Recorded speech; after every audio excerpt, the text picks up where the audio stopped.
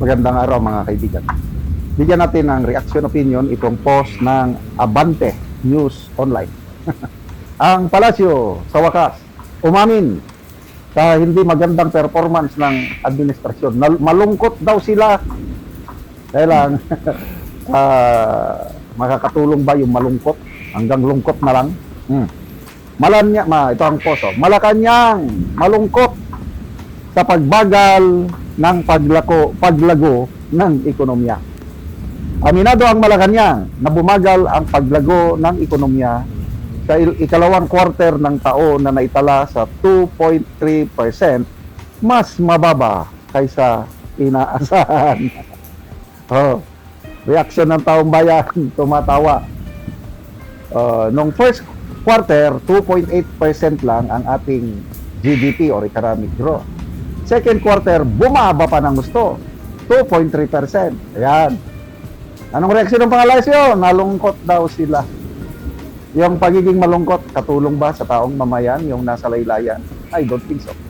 Kasi sila, kahit maging 1% pang economic growth, apektado ba ang mga nasa Malacanang? Hindi. Dahil bilyones ang pundo nila doon. Hindi sila maghihirap. Ang kawawa yung nasa laylayan. So, ang people's reaction, tingnan nyo 18,000 ang nag-react. 18,000 din ang tumatawa. Meron nang nag-like 268. Mga trolls pa siguro ito. Kaya,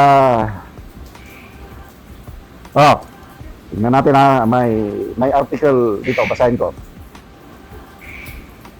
Ito, ayon kay Palace Press Officer Claire Castro, pansamantala, ito, nagpalusot na naman si Auntie Claire. Pansamantala lamang ito dahil sa mga pagsubok na pinagdadaanan ng bansa tulad ng epekto ng krisis sa gitnang silangan. Ginamit pa nilang pag walang korupsyon, kahit may krisis sa gitnang silangan, hindi tayo ganito. Ang number one dahilan bakit lumulugpok ang ekonomiya natin sa pananaw ko is corruption, inefficiency, weak leadership. Lahat naman ng bansa apektado sa krisis sa gitnang silangan.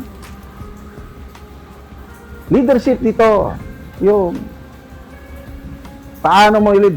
Si Tatay Digong natin, pandemic yung pinagdaanan niya. Nakaya man niya yung unang taon 2020 pag ng pandemic, talagang bumulusok ang ating ekonomiya.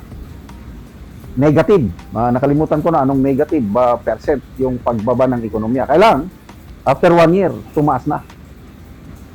Nung umalis siya sa pwesto, 2022, patapos na rin ng pandemic, nakaya ni Tatay Digong 7.6% ang ating economic growth because he's a strong leader.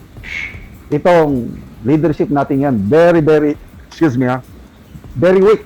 Kaya ito, palusot na naman ni Auntie Claire dahil lang daw sa gitnang silangan, naapektuhan.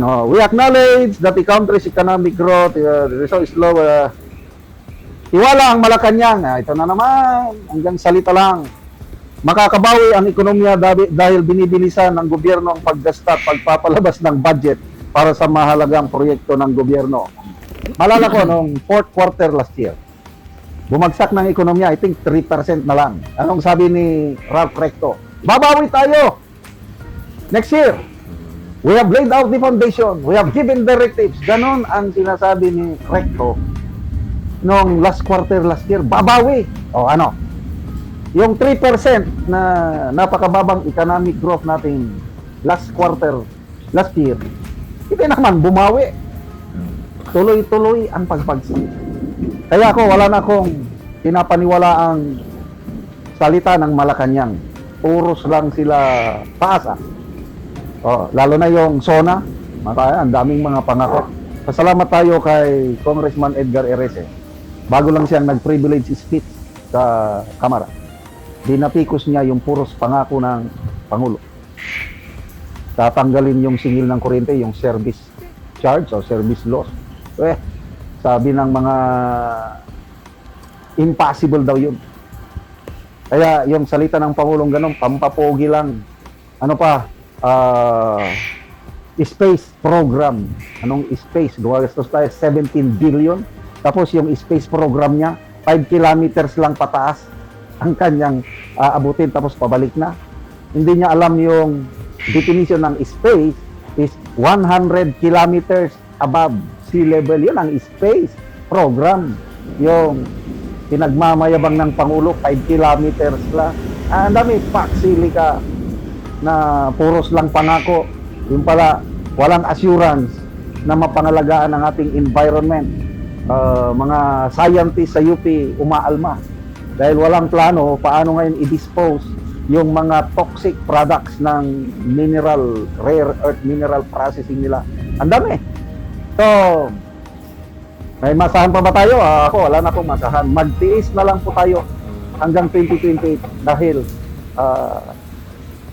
tuloy-tuloy ang pagbulusok ng ating ekonomiya. God save the Philippines, sabi nga ni VP Sara. Dahil ang tuon, ang focus ng administrasyong ito is politika. Ang kanilang target, ang kanilang pinagtutuunan ng pansin, priority nila is tanggalin si VP Sara. Nakakaligtaan nila ang ating ekonomiya. Kaya nagkakaganyan tayo. Salamat mga kaibigan sa inyong pagsubaybay sa channel nito. Karon na anak ko diri sa patindog nga balay ni Kuya Algin Hanyagan. Sumuna ni ang gipatindog nga balay sa barangay Masimag. Sumuna ni ang iyang pag-atupan karon. Sumuna ni ang yero nga gitabang sa iyaha nga iyang makaatop karon.